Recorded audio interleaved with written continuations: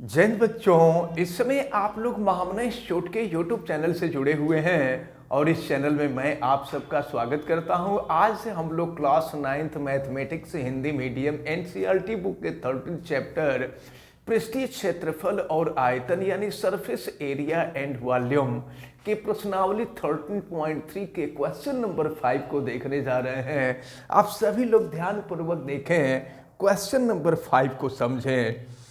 8 metre ऊंचाई और आधार की त्रिज्या 6 मीटर। देखिए, ऊंचाई दिया हुआ है 8 मीटर और आधार की त्रिज्या दिया गया है 6 मीटर वाले एक शंकु के आकार का तंबू बनाने में 3 मीटर चौड़ा तिरपाल, देखिए ये तिरपाल है, तिरपाल की चौड़ाई दी गई है 3 मीटर।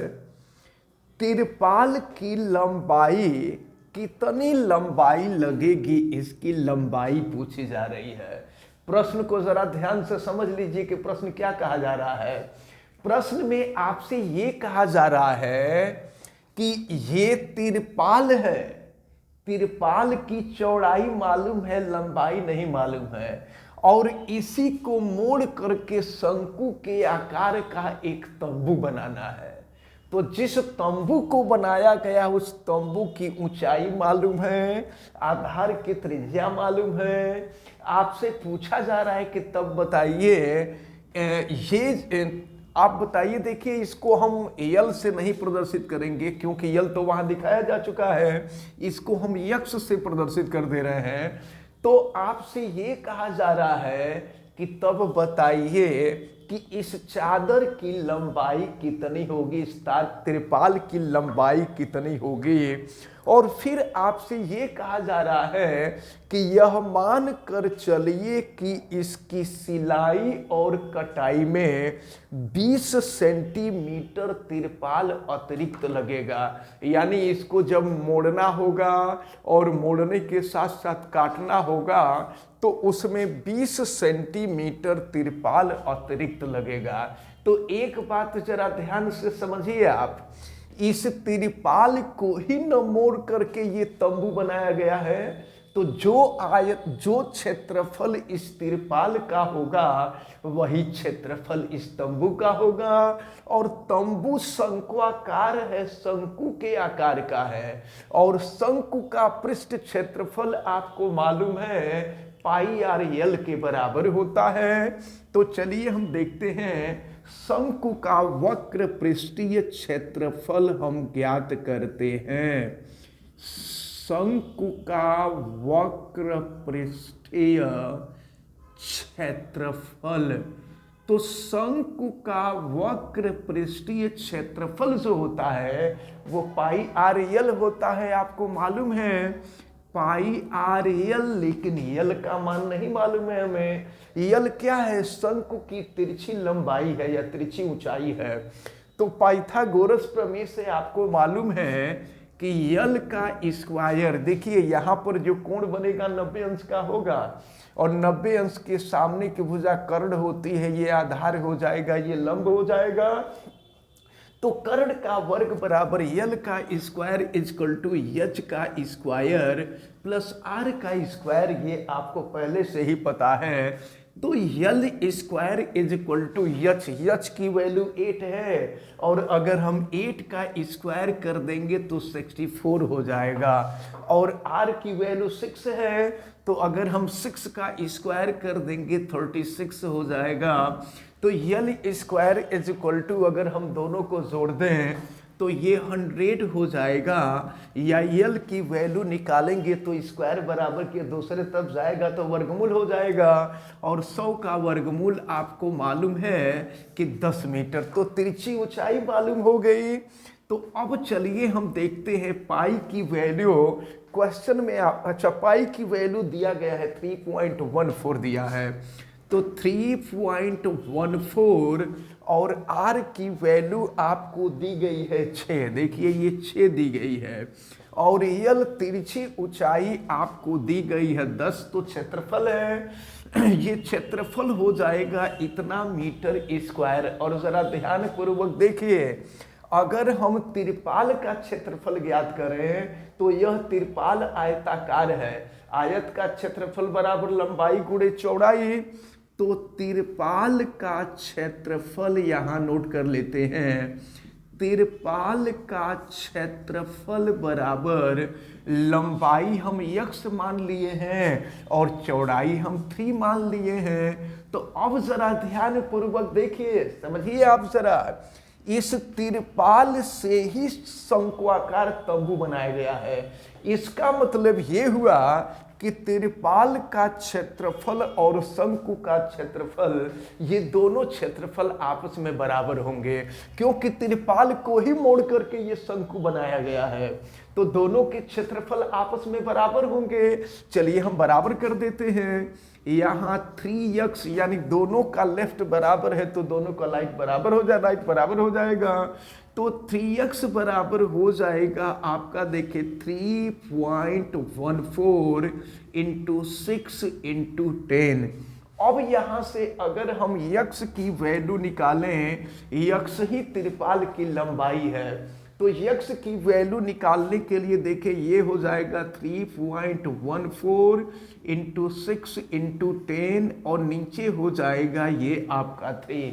अब 3 से इसको डिवाइड कर दीजिए, तो 3 से डिवाइड कर देंगे 3 दूना 6 हो जाएगा। अब फिर x बराबर देखें, ये 3.14 में 2 से गुणा कर देंगे तो 6.28 हो जाएगा और गुणे 10 है, तो जब 10 से गुणा कर देंगे तो ये हो जाएगा 62.8 मीटर हो जाएगा। लेकिन ध्यान में रखे रहिए, एक प्रश्न और आपसे कहा जा रहा है कि इसकी लंबाई में यानी सिलाई और कटाई के लिए 20 सेंटीमीटर तिरपाल अतिरिक्त लगेगा।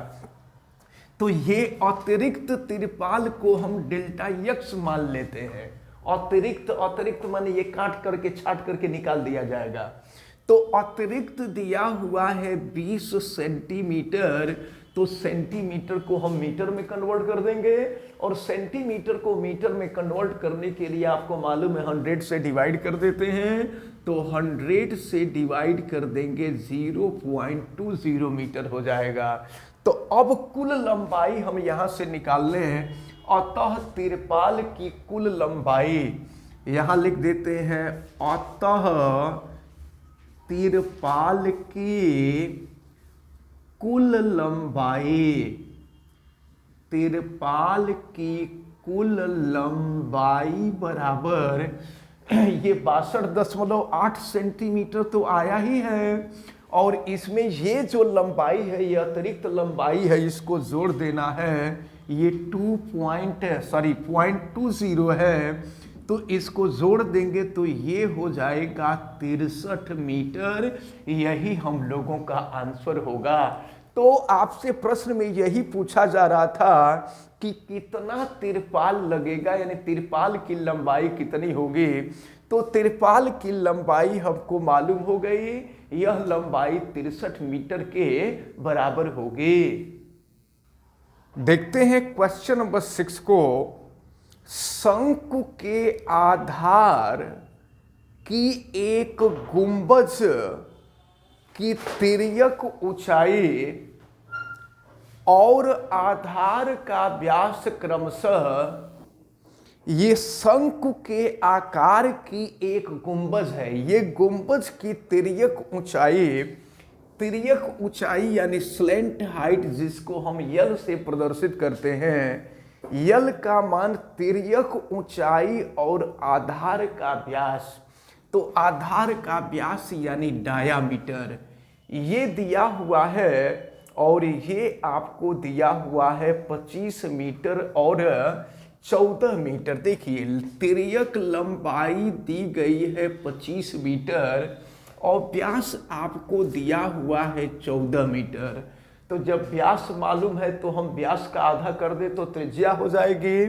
तो त्रिज्या r का जो मान होगा यह 14/2 यानी कि हो जाएगा ये आपका 7 मीटर। इसके वक्र पृष्ठ पर रुपये 210 प्रति 100 वर्ग मीटर, देखिए दिया हुआ है रुपया 210 प्रति 100 मीटर स्क्वायर। इसका क्या मतलब हुआ? इसका मतलब ये हुआ कि 100 वर्ग मीटर पर 210 रुपये खर्च होते हैं। कि दर से सफेदी कराने का व्यय ज्ञात कीजिए। सफेदी का मतलब चूना लगाया जा रहा है या पेंट लगाया जा रहा है, तो यही कहा जा रहा है कि अगर 100 वर्ग मीटर पर सफेदी कराई जाए तो उस पर 210 रुपया खर्च आता है। तो बताइए कि टोटल कितना खर्च आएगा। तो सबसे पहले ये जो शंकु के आकार का गुंबद है, इस गुंबद का हम वक्र पृष्ठ का क्षेत्रफल ज्ञात करें, क्योंकि वक्र पृष्ठ के क्षेत्रफल पर ही तो सफेदी होगी। तो वक्र पृष्ठ का क्षेत्रफल निकालने तो हम लोग गुंबद का वक्र पृष्ठीय क्षेत्रफल ज्ञात कर लें। तो नोट करते हैं, गुंबद का वक्र पृष्ठीय क्षेत्रफल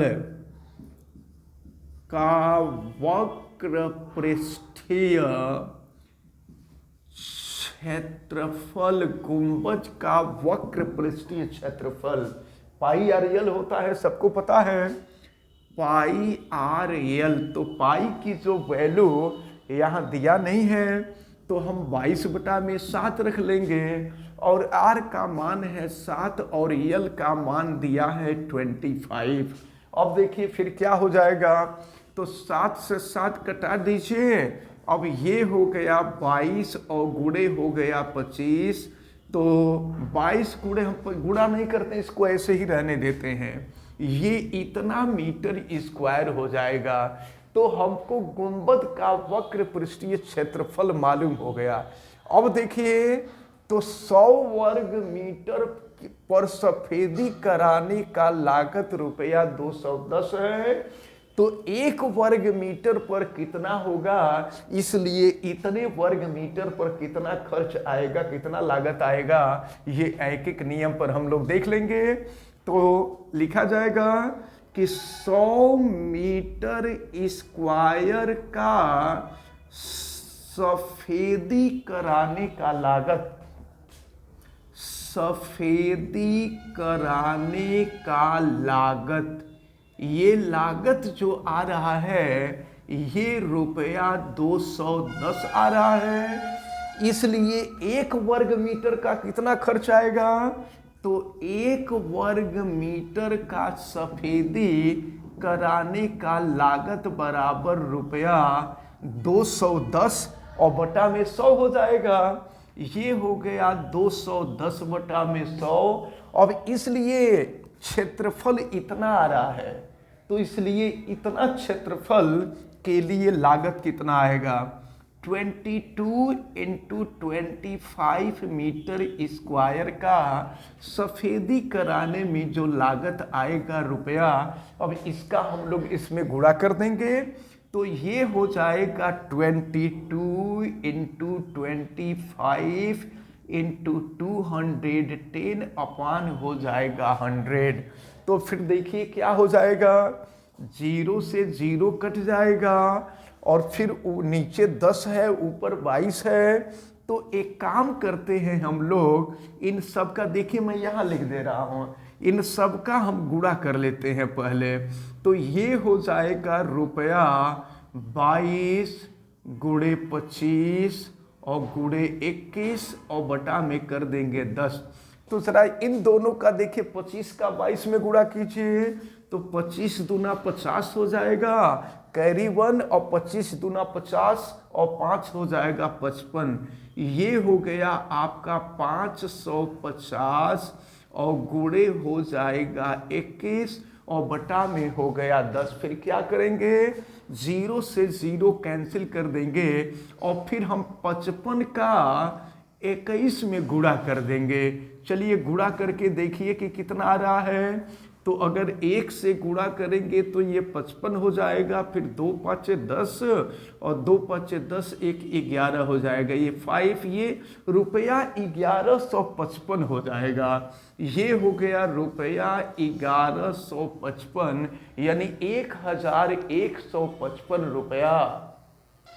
तो इस प्रकार जो है आपसे प्रश्न में जो पूछा जा रहा था कि सफेदी कराने का टोटल खर्च कितना आएगा, तो सफेदी कराने का जो टोटल खर्च आएगा 1155 रुपया आएगा। तो इस प्रकार आज क्वेश्चन नंबर 5 और क्वेश्चन नंबर 6 ये दोनों क्वेश्चन सॉल्व होते हैं। और नेक्स्ट वीडियो में हम लोग कल के वीडियो में देखेंगे क्वेश्चन नंबर 7 और क्वेश्चन नंबर 8। तो ये जो एक्सरसाइज है, एक्सरसाइज 13.3 आपका कंप्लीट हो जाएगा। तो हमें उम्मीद है कि आज ये जो दोनों क्वेश्चन बताए गए हैं, ये दोनों क्वेश्चन आपको अच्छी तरह से समझ में आए होंगे। आप वीडियो को लाइक जरूर कीजिएगा, और अगर आप चैनल पे नए हैं तो चैनल को सब्सक्राइब भी कर लीजिए, बेल आइकन को भी प्रेस करें। और अगर किसी प्रकार की कोई दिक्कत समझ में आती है तो कमेंट करके बतावें, और वीडियो को मैक्सिमम स्टूडेंट तक शेयर करें। आप सभी लोगों का बहुत बहुत धन्यवाद। जय हिंद।